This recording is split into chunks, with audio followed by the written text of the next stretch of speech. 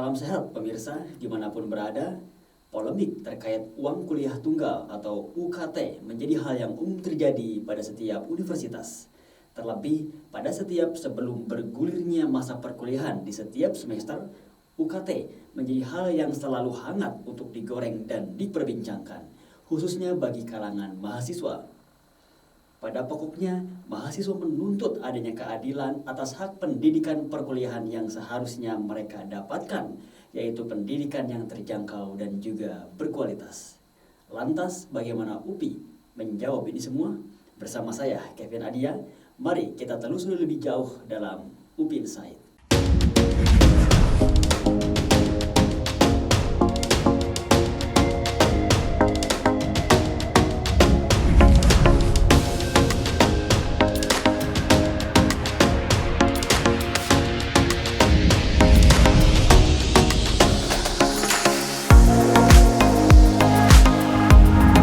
Welcome to UPI Insight.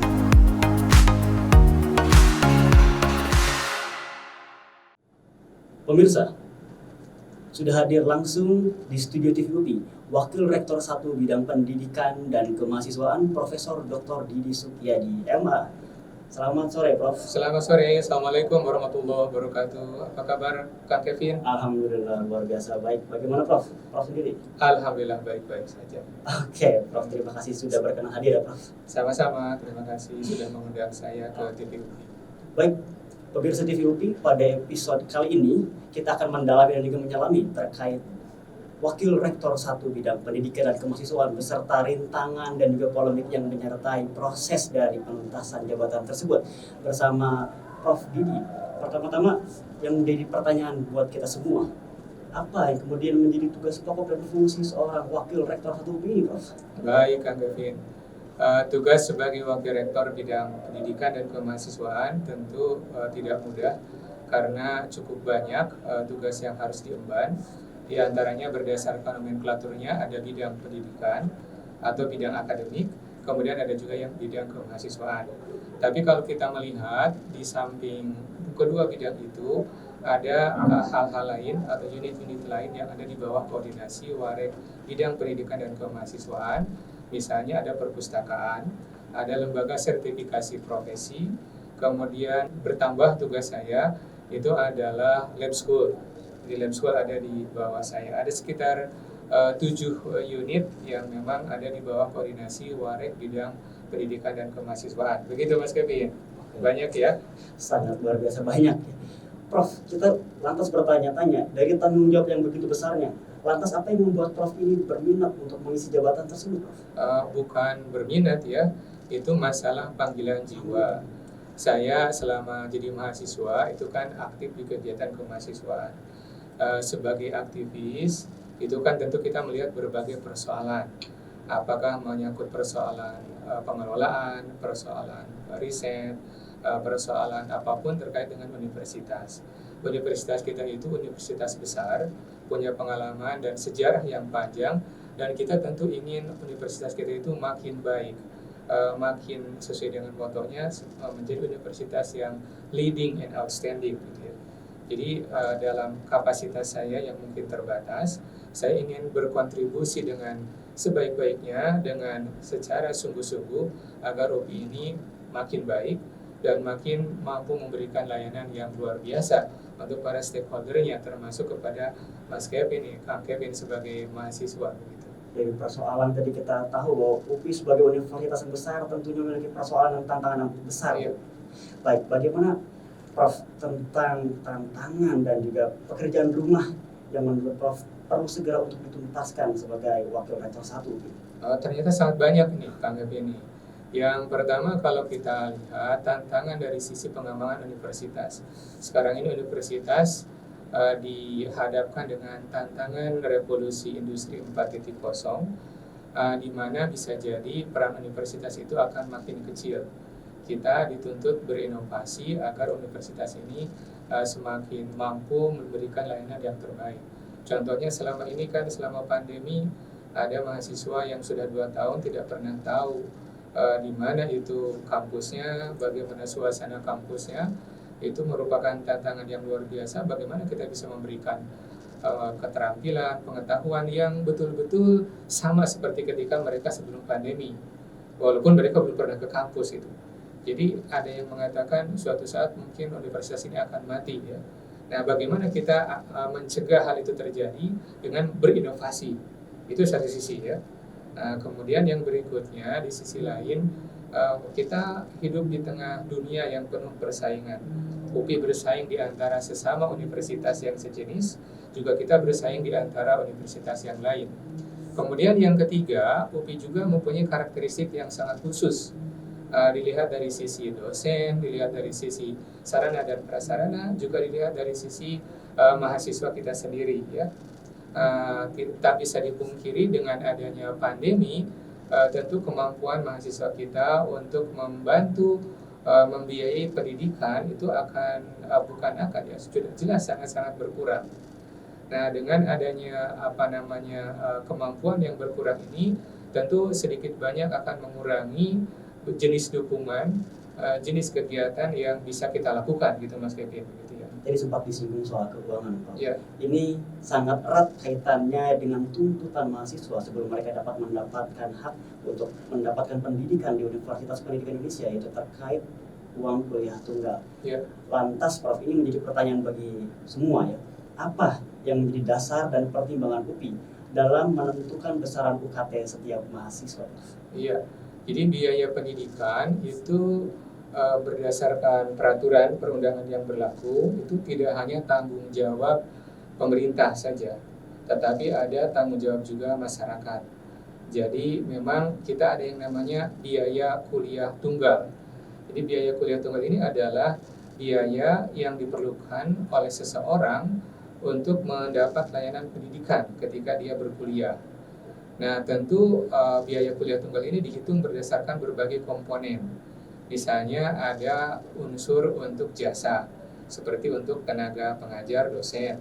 Kemudian ada untuk biaya habis pakai.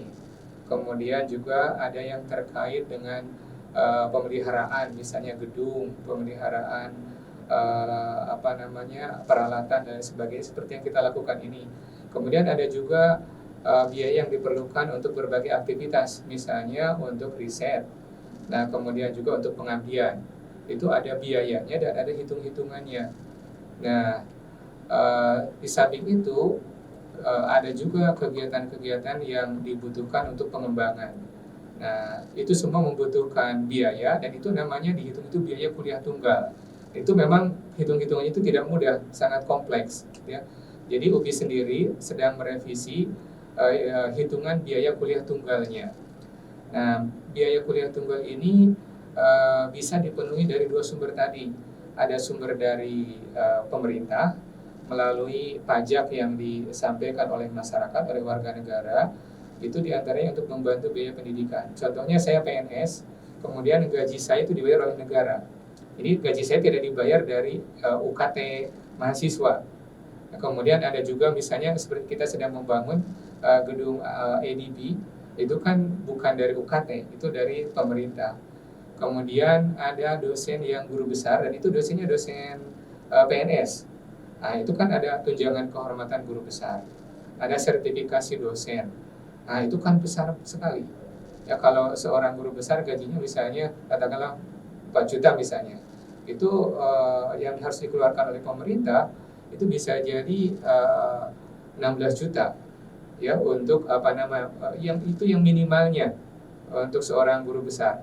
Itu kalau didanai langsung oleh mahasiswa tentu itu akan sangat besar. Oleh karena itu ada komponen yang diberikan oleh pemerintah seperti misalnya yang tadi saya sebutkan, atau ada juga melalui dana yang disebut dengan BPP PTNBH. Nah, kalau SD, SMP itu namanya BOS.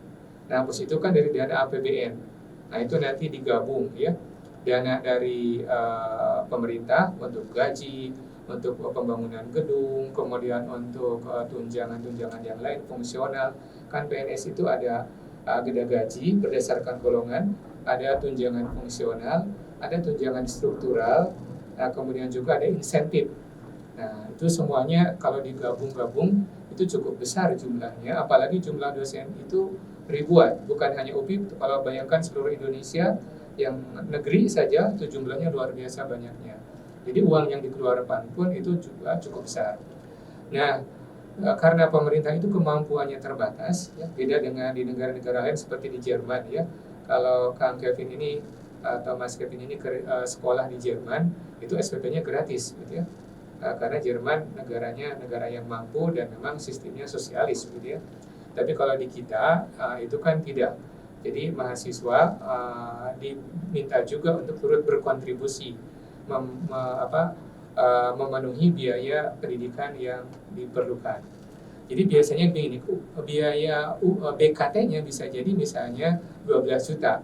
Tapi mahasiswa UKT-nya itu yang diminta hanya sekitar misalnya 4 juta atau 5 juta misalnya begitu. Jadi kita ada BKT, dari BKT itu yang mana yang ditanggung oleh pemerintah, kemudian yang mana yang ditanggung oleh masyarakat, dan mana juga yang bisa menjadi tanggung jawab universitas untuk menambah pemasukan. Oleh karena itu universitas saat ini dituntut untuk juga bisa menghasilkan pendapatan tidak hanya mengandalkan dari SPP, misalnya dari usaha-usaha yang lain, tapi itu tidak mudah Mas Kevin. Jadi mahasiswa dibebani tanggung jawab untuk membantu mendukung penyelenggaraan pendidikan sejumlah tertentu, dan itu sifatnya full, tidak ada uang tambahan lagi selain itu. Jadi kalau misalnya setelah UKT membayar, katakanlah misalnya 4 juta, ya itu saja 4 juta satu semester. Tidak boleh misalnya ada tambahan lagi misalnya 50.000, 20.000 begitu. Nah, itu Mas Kevin. Jadi prosesnya seperti itu.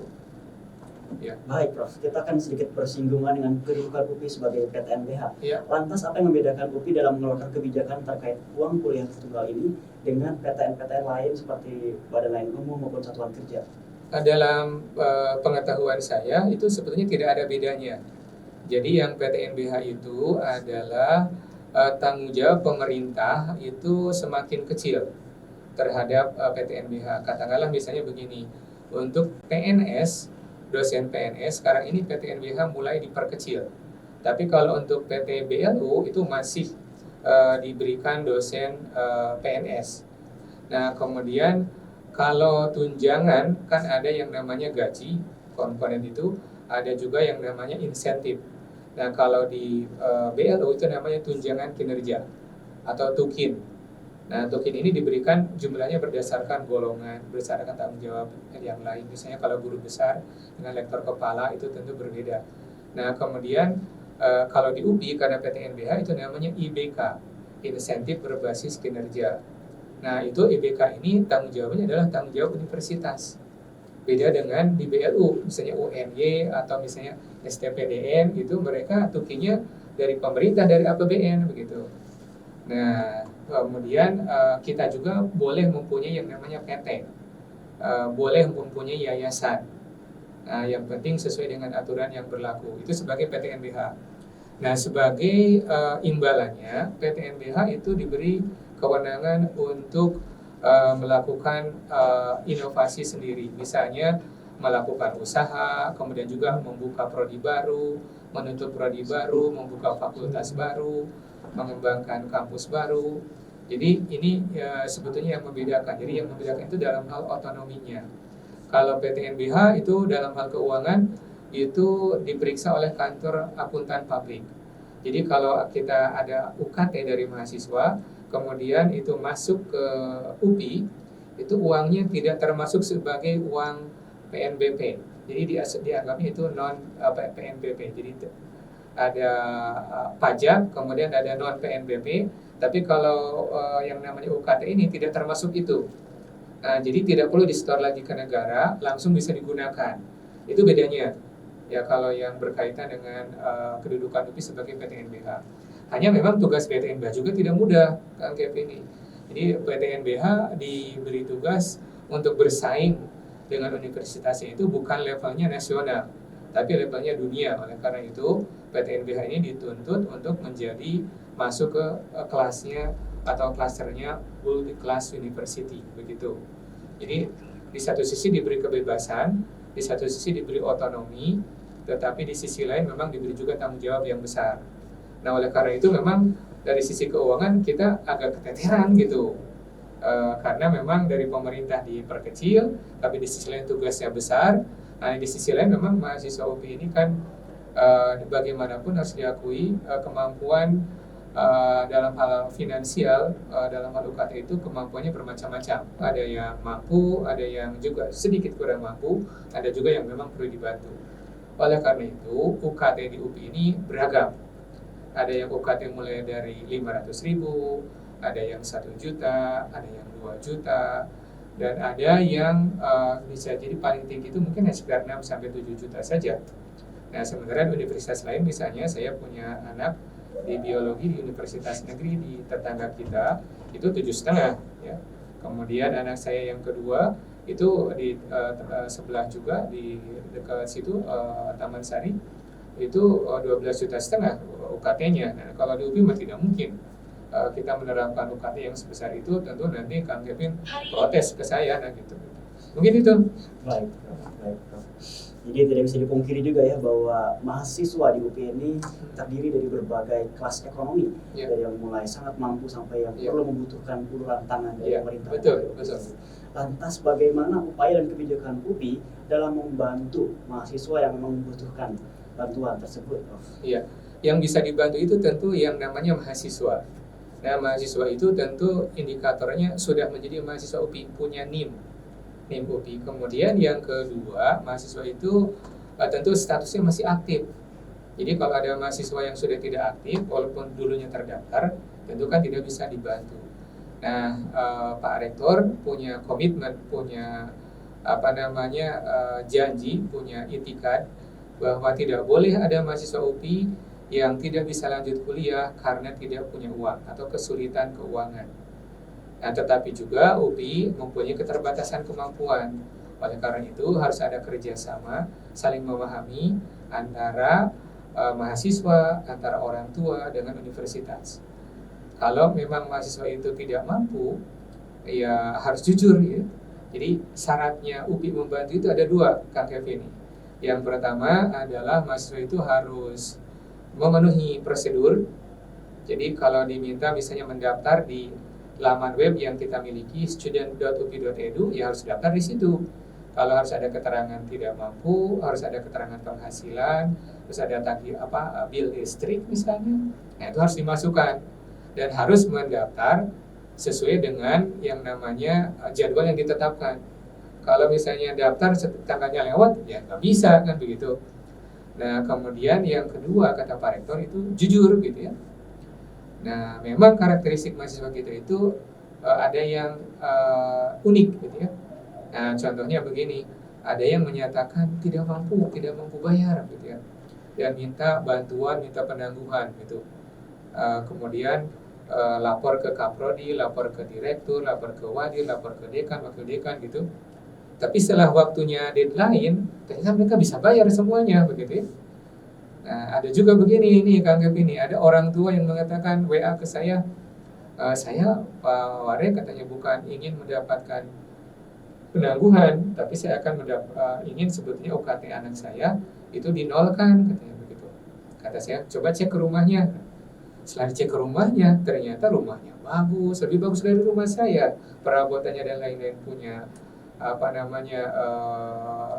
mobil, kemudian ada bisnis galon, ada bisnis gas begitu, dan itu ya tidak jujur orang tuanya gitu. Nah, kita tidak mau itu yang terjadi. Jadi kita siap membantu kalau memang betul-betul ada mahasiswa yang tidak mampu datang ke Pak Rektor, kemudian ditanya, punya uang berapa? Punya 1 juta? Nggak punya. Punya 500? Nggak punya. Terus punya 250? Nggak punya. Udah kalau gitu mah dikasih sama Pak Rektor 1 juta. Termasuk ada kemarin Pak Warek 3. Itu ada yang yatim piatu, setelah diwawancara memang tidak punya uang gitu. Ya kalau melalui bantuan segala macam kan sudah kelewat. Dan 1 tahun ini kita tidak punya uang untuk membantu gitu ya. Ya akhirnya Pak Warek 3 dari uang sendiri membantu gitu. Nah, saya sendiri punya tanggungan, walaupun itu ada hubungannya dengan saudara ya. UKT-nya juga saya bantu gitu. Jadi kita punya kewajiban moral gitu ya. Kalau kita mempunyai kemampuan, ya kita juga harus membantu. Tetapi syaratnya memang betul-betul membutuhkan. Jadi kesulitan kita sekarang ini di UPI ini campur nih, Kang Gap ini. Ada yang benar-benar membutuhkan, ada juga yang memang pura-pura membutuhkan, pura-pura ingin dibantu. Dan kita kesulitannya bagaimana membedakan mahasiswa yang betul-betul perlu bantuan dan mahasiswa serta orang tua yang pura-pura. Karena yang pura-pura itu bukan hanya mahasiswanya, orang tuanya. Ada yang mahasiswanya baik, rajin gitu, orang tuanya pura-pura tidak mampu gitu. Tapi ada juga yang orang tuanya sudah memberi uang sama mahasiswanya tidak dibayarkan gitu. Nah itu persoalan kita. Dan memang perlu kekompakan nih antara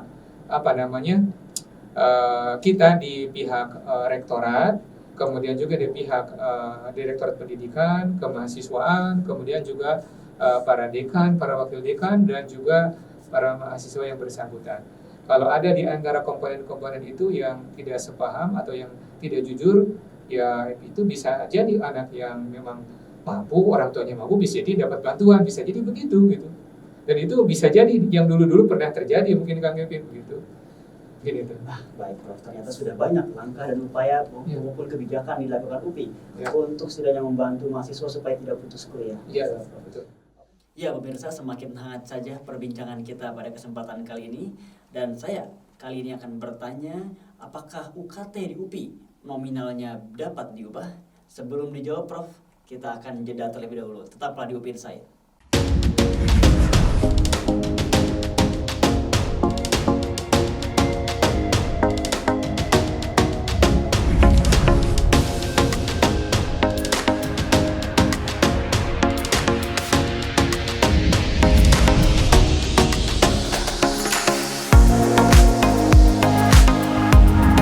Welcome to UPI Insight.